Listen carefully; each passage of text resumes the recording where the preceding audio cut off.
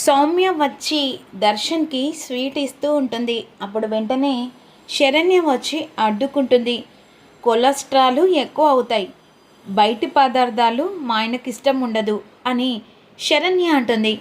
అదేంటి మేడం, నా చెన్నై ఇక క్యాన్సిల్ అయిపోయింది కదా అక్కడ, అందుకని సార్కి స్వీట్ ఇస్తున్నాను అని సౌమ్య అంటుంది. అయినా దానికి కారణం నేను కాదు శరణ్య అని దర్శన్ చెప్పిన మాటలకు సౌమ్య షాక్ అయిపోతుంది. ఏమంటున్నారు సార్, నా ట్రాన్స్ఫర్ కారణం శరణ్య మేడమా? అవును. ఇక నువ్వు బాధపడతావని అన్ఎక్స్పెక్టెడ్గా ఇక్కడి నుంచి అదే ఎన్ని రోజులు మా ఇంట్లో ఉన్నావు కదా, హఠాత్తుగా నువ్వు చెన్నైకి ట్రాన్స్ఫర్ చేస్తే ఒక ఆడపిల్ల ఎలా ఉంటుంది? అదే ఇక ఈ అమ్మాయి ఎవరు లేంది కాబట్టి ఆలోచించి వెంటనే శరణ్య ఒక మంచి నిర్ణయం తీసుకుంది. ఏంటి సార్, ఏంటా నిర్ణయం? ఏం లేదు సౌమ్య, శరణ్య తీసుకున్న నిర్ణయంలో అందరికీ నచ్చింది. నిన్ను అక్కడికి ఇక్కడికి ట్రాన్స్ఫర్ చేసే బదులు పర్మనెంట్గా ఒక సొల్యూషన్కి సమాధానం దొరికేలా మంచి ఆలోచన చేసింది.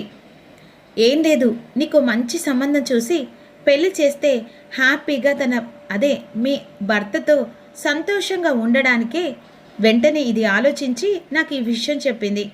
నాకు కూడా అవును, ఒక ఆడపిల్ల ఎన్ని రోజులని ఇలా ఉంటుందని వెంటనే నీకు పెళ్లి చేయమని నా సలహా కూడా ఇచ్చేశాను. ఏమంటావు సౌమ్య? అయినా శరణ్య తీసుకున్న నిర్ణయంలో ఏమాత్రం కూడా ఇక ఆలోచించాల్సిన అవసరమే ఉండదు అని దర్శన్ అని వెళ్ళిపోతాడు. ఏంటి, భయమేస్తుందా, కంగారేస్తుందా? ఎలాగైనా నా భర్తని నీ కొంగున కట్టేసుకోవాలనుకున్న ఆ ప్లాను బెడిసి కొట్టినట్టయిందా ఏంటి? ఇందాక నన్ను బెదిరించి ఎలాగైనా ఇక్కడి నుంచి చెన్నైకి ట్రాన్స్ఫర్ చేస్తానని చెప్పేసి అన్నది ఏకంగా నన్ను వదిలించుకునడానికి ప్లాన్ చేస్తుంది అనుకుంటున్నావా?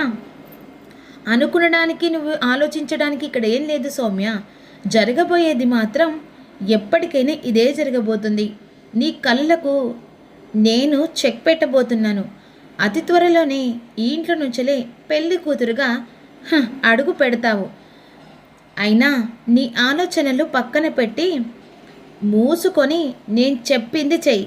కాదు, కుదరదు, లేదు, ఇక నా భర్తకి ఏదో రకంగా దగ్గర కావాలని చూస్తావనుకో, ఈసారి నేను చెన్నై కాదు ఏకంగా పైకి పంపించడానికి కూడా ఆలోచించాల్సిన అవసరమే లేదు అని వార్నింగ్ ఇచ్చి వెళ్ళిపోతుంది. ఈలోపు ఆనంద భైరవి ఇంట్లో పని మనిషి ఒక మూలన కూర్చొని ఏడుస్తూ ఉంటుంది. అదేంటి రాధ ఇలా ఏడుస్తుంది? రాధా అని చెప్పేసి పిలుస్తుంది. ఏంటమ్మా, ఏంటి రాధా, ఎందుకు అలా ఏడుస్తున్నావు? ఏం లేదమ్మా, నేను ఇప్పుడు కడుపుతో ఉన్నాను. ఇక నా భర్త చనిపోయిన తర్వాత మా మావయ్య నన్ను అసహించుకుంటున్నాడు. ఎదురు పడ్డప్పుడల్లా ఇక నీది ఏ మోహమే, అలా ఎలా నాకెదురు పడుతున్నావా అని చెప్పేసి తిడుతున్నాడు. కానీ ఏం చేయలేని పరిస్థితి అమ్మా, చావు మాత్రమే కనిపిస్తుంది. నా భర్తను దూరం చేసి నా కడుపులో బిడ్డను ఇప్పుడు నాకు భారం చేశాడు అనేసరికి వెంటనే ఆనంద భైరవి మీ మామయ్య ఫోన్ నెంబర్ ఇవ్వు అని చెప్పేసి ఇక తన మామయ్య phone number Nageswara Rao phone number తీసుకుంటుంది. ఆ సమయంలో నాగేశ్వరరావుకి పిలిపిస్తుంది. ఏంటి నాగేశ్వరరావు, నీ కోడల్ని నానా మాటలు అంటున్నావట? అవునమ్మా, అయినా నీ ఇంటి కోడలు కాకుండా కూతురులాగా చూసుకుంటే నీ సొమ్మేమన్నా పోతుందా? ఎదురుంగొస్తే అపశకనం అంటావా? భర్త లేని ఆడది అంత చులకనైందా? కడుపులో ఎవరి వంశం మోస్తుంది? నీ వంశం కాదా? ఒక ఆడది తెగాయిస్తే ఆ కడుపులో పిండం కూడా మాయమవుతుంది. కానీ కుటుంబం గురించి ఆలోచించి తన కష్టాన్ని ఒక ఇష్టంగా తెలుసుకొని బాధపడుతున్న ఒక ఆడపిల్లను ప్రోత్సహించగా తనని ఇబ్బంది పెట్టి నానా మాటలు మాట్లాడుతున్నావే. మరి నీ భార్య చనిపోయింది కదా, మరి నువ్వు చుట్టాల పక్కలకు ఫంక్షన్లకు అన్నిటికీ ఎందుకు తిరుగుతున్నావు? నువ్వు కూడా మూలన కూర్చుంటే సరిపోతుంది కదా అని ఆనంద భైరవి కోపంగా మాట్లాడుతుంది. అది కాదమ్మా, ఇది నా ఇంట్లో ఉండడానికి వీలేదు. దీని పొద్దున మొహం చూస్తేనే ఏదో ఒక దరిద్రం చుట్టుకుంటుంది. ఆ దరిద్రం తను కాదు, నీవు. నీకు పెళ్లి చేసుకోవాలనే ఆలోచన ఉంది కదా, మరి ఇప్పుడేంటి కోడలను చూస్తే దరిద్రం అని అంటున్నావు? ఆ ఇంటికి ఇంటికి అన్నిటికీ తిరుగుతున్నావు కదా. అంటే నీకో న్యాయం, భర్త చనిపోయిన ఒక ఆడపిల్లకు ఇంకో న్యాయమా? ఇంకొకసారి తన మీద, తన కడుపులో బిడ్డ మీద తనని ఎలాగైనా వదిలించుకోవాలని ఆలోచన చేస్తే మర్యాదగా ఉండదు. నీ కూతురు ఎలా చూసుకుంటున్నావో తనని కూడా అలాగే చూసుకోవాలి కాదు, చూసుకోవాలి, చూసుకుంటావు కూడా. ఒకవేళ కాదు, కుదరదు అని చెప్పేసి అన్నావనుకో, కటకటాల వెనకాల ఊచలు లెక్క పెట్టుకుంటావు, జాగ్రత్త అని ఆనంద వార్నింగ్ ఇస్తుంది.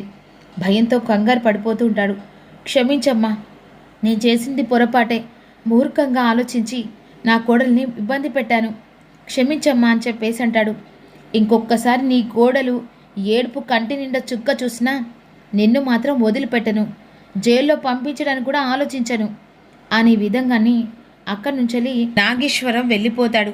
అమ్మా, నువ్వు టెన్షన్ పడకు, నువ్వు సంతోషంగా ఉండు, కావలసిన ఏర్పాట్లు నేను చేస్తాను. నీ కడుపులో బిడ్డ, నువ్వు హాస్పిటల్కి వెళ్ళడం, ఇక నువ్వు డెలివరీ అయ్యేసాకే అన్నీ నేను చూసుకుంటాను అనే విధంగా ఆనంద భైరవి మాట ఇస్తుంది. ఇదంతా జరిగిన తర్వాత మరోవైపు ఇక అనన్యను కాంచన హాస్పిటల్ దగ్గరికి వెళ్తారు. గవర్నమెంట్ హాస్పిటల్కి వెళ్ళమని చెప్పేసి రోహిత్ చెప్తాడు కదా. చేతిలో చిల్లి గవ్వలేదు. అమ్మీ, లేని నొప్పి చేసుకుండావు, ఇప్పుడు చేతిలో చిల్లి గవ్వలేదు కదా, ఎలా అమ్మీ అని అంటుండగా తప్పుద్దని చెప్పేసి అటు ఇటు గవర్నమెంట్ హాస్పిటల్లో తోసుకుంటూ ఉంటారు. వాళ్ళని చూసి కాంచన, అమ్మో, వాళ్ళ మధ్యలో పోతే బతికి బట్ట కడతామా ఏంది? ఇదంతా ఎవరి వల్ల? నీ వల్ల కదా ఈరోజు ఇలా మరి దరిద్రంగా గవర్నమెంట్ హాస్పిటల్కి వచ్చాం అని అలా ఇలా హాస్పిటల్లో ఇక యాలాడుకుంటూ పోయి చూంచుకొని బయటకు వస్తారు. ఇంటికి వచ్చేసరికి ఇద్దరి ప్రాణాలు ఇక గాల్లో కలుసుకపోయినట్టు అవుతాయి. ఏంటి, గవర్నమెంట్ హాస్పిటల్కి వెళ్ళి చూంచుకొని వచ్చారా? మీ స్థాయికి సరిపడే హాస్పిటల్ని ఎంచుకున్నారే, ఇక నుంచలైనా బుద్ధి తెచ్చుకొని ఇక ఆలోచన చేస్తూ బ్రతకండి. పిచ్చి పిచ్చి వేషాలు వేస్తూ తగంది కావాలని చెప్పేసి ఆ గాలం వెయ్యాలనుకుంటే ఏదో ఒక రోజు ఆ గాలం నీ మెడకు ఉరితాడవుతుంది అని ఈ విధంగా ఆనంద బెడిసి కొట్టినట్టు మాట్లాడుతుంది. ఇక ఇప్పుడు ఇంటికి వంశాంకుర వస్తున్నాడు. నువ్వు ఏం చేయలేవు అనన్య. ఇక నీ దెబ్బతో తట్టబుట్ట సర్దుకొని జాగ్రత్త పడు. ఎనీ టైంలో నిన్ను బయటికి గెంటేయడానికి అని ఆనంద వార్నింగ్ ఇస్తుంది. కడుపులో బిడ్డను చూసుకొని ఇంతలా విర్రవీగుతున్నారు కదా, ఆ కడుపులో బిడ్డని లేకుండా చేస్తే అప్పుడు కుటుంబం మొత్తం శ్లోక సముద్రంలో ఏడుస్తూ బాధపడుతూ ఉంటారు. ఏమంటున్నావు మీ కడుపులో బిడ్డనా? దానికి అబోషన్ అయ్యేలా నేను చేస్తాను కదా. ఈ ఇంటికి ముందుగా అడుగుపెట్టిన నన్ను కాదని అది ఈ ఇంటి వంశాకుని ఇస్తుందా? నేను ఎలా చూస్తూ ఊరుకుంటాను అని అనన్య ప్లాన్ చేస్తూ ఉంటుంది.